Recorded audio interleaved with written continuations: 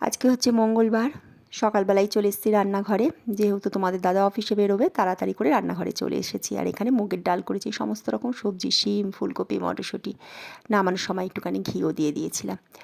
রবিবার দিন যখন ফিরছিলাম না, ট্রেনের মধ্যে একজন হকার উঠছিল পাঁপড় নিয়ে, কিছু পাঁপড় নিয়ে। দেখে ভীষণ কষ্ট লাগলো তাকে দেখে, একটা পাঁপড়ও বিক্রি হচ্ছিল না। আর একটা জায়গায় দাঁড়িয়েছিল, লেডিসে উঠেছিল। আর লেডিসগুলো না, কিছু মহিলা খুব খারাপভাবে তাকে শোনাচ্ছিল কথা, যে পাঁপড় বিক্রি হচ্ছে না, তবু দাঁড়িয়ে আছে। লোকটা দেখলাম চোখে জল, বলছিল যে আমিও লেখাপড়া জানা একজন লোক, শিক্ষিত, বিকম পাশ করেছে, জানো। পরিস্থিতিতে পড়ে আজকে তাকে, সংসারের চাপে পরিস্থিতিতে পড়ে তাকে এই জীবিকাটা বেছে নিতে হয়েছে। কি করবে মানুষ, যখন পরিস্থিতি খারাপ থাকে, কখন যে কাকে কী পরিস্থিতিতে পড়ে কী কাজ করতে হয়, সে ঈশ্বরই একমাত্র জানে। এখানে তোমাদের সাথে কথা বলতে বলতে রান্নাও আমার প্রায় হয়েই এসেছে। এখানে শিমের ভর্তা করব। শিমটাকে সিদ্ধ করে নিয়েছিলাম, আজকে আর বাটিনি, আর এরমভাবে করেছিলাম। আর হচ্ছে চাটনি।